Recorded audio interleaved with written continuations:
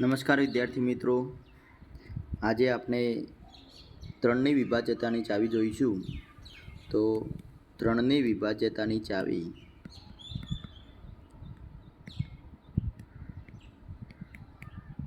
તો ચાવી લખીએ ત્રણની, તો જે સંખ્યાના અંકોનો સરવાળો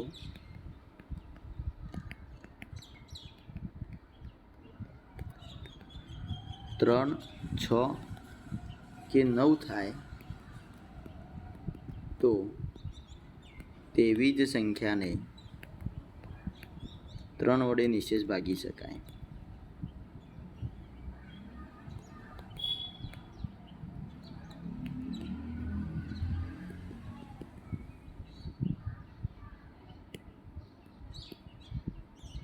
જેમ કે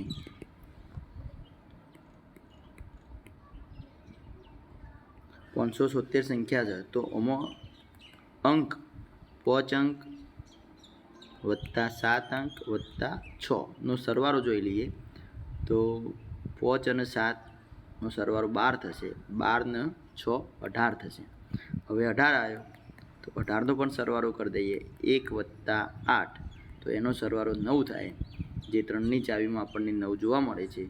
તો આ 576ને 3 વડે આપણે નિશેષ ભાગી શકીએ. તો 570ને આપણે 3 વડે ભાગાકાર કરી અને ચેક કરીએ તો એનાથી સરળ આપણને ત્રણની ચાવી આવડતી હોય તો આપણે ઝડપથી ખ્યાલ આવે છે કે આપણે 570ને 3 વડે નિશેષ ભાગી શકાય છે.